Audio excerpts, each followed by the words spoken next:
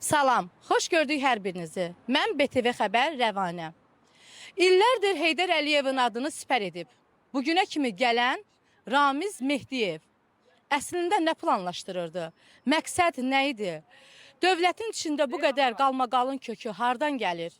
Qarabağ Əlillər Cəmiyyətinin Saatların Şöbənin sədri Ağayev Əfqan. Əfqan bəy, Ramiz Mehdiyevin nəyi çatmırdı? Ramiz Mehdiyevin hər şey çatırdı, bizdə vicdanı. Onun qanında Azərbaycanın qanı yox idi.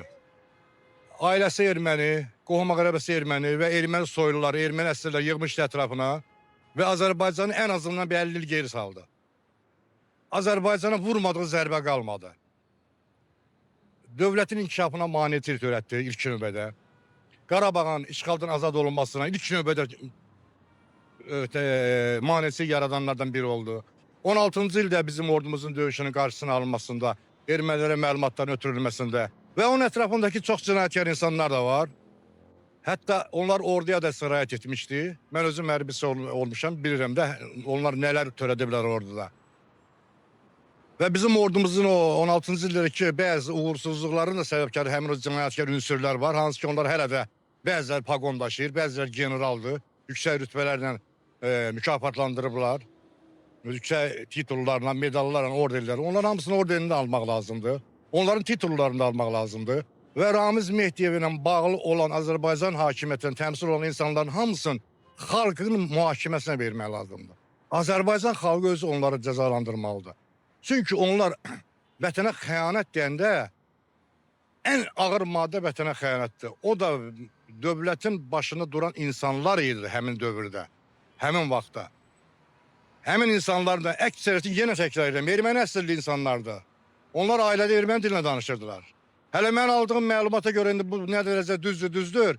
Onun yoldaşı öz sürücüsünün yanında bir dənə qadınla ermənicə danışıb, Azərbaycan danışanda bizim millətə deyib ki, it dilində danışma. Və bunu sürücü dediyi üçün o sürücünü güllə ilə vurub onun yoldaşı, həmin o erməni qadın. Belə bir məlumat da var məndə, bilmirəm nə dərəcə düzdür ya düzdür. Yəni bizim dili, öz Azərbaycan dilimizi bizim it dili hesab edib. Bu həmin o ermənidən törənənlər və erməni milliyyətinə olanlar. Və bunlar təkdir, bunların da minlərlədir, 10 minlərlədir Azərbaycanda. Bunların hamısının son nəfərinə qədər mühakimə olunmalıdır və onlar Azərbaycan xalq təkcə hər şeyi hakimiyyətin üzərinə atmaq lazımdır. Xalq birləşib onları mühakimə etməlidir. Mən bu qədər. Danışsam çox danışa bilərəm, amma hələ ki bu qədər kifayətlənirəm. Onlar haqqında dastan yazmaq olar, saatlarla danışmaq olar, onlara törətdiyi cinayətlər haqqında.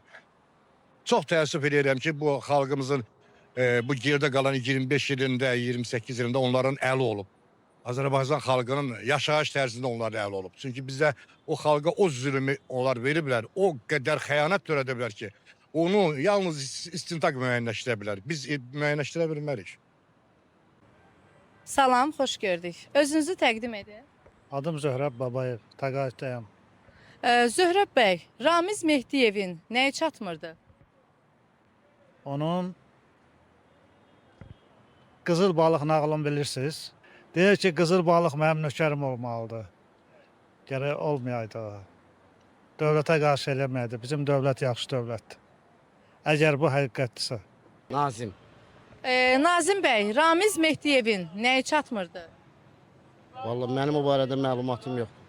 30 ildən artıq dövlət məmuru işləyir. Hal-hazırda müasir dövrün Azərbaycanın milli müstəqilliyindən sonra 30 ildən artıq, ondan əvvəl də dövlət qulluqçusu xidmətində aparıb, akademikdir. Başqa mən onun barəsində məlumat bilmirəm. Elə də məlumatım yox. Mirzəyəm Mərifət. Mərifət bəy, Ramiz Mehdiyevin nəyi çatmırdı? Ramiz Mehdiyevin nəyi yoxdur ki, çatmaya, hər şey var da.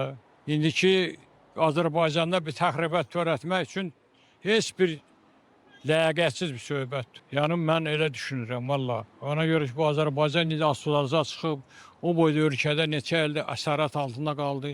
Bizim ölkənin prezidenti sağ olsun, belə birləşib xalqımızla yumruq dadına azad elədi. Ölkəni sabit bir yaşayış yaşayırıq.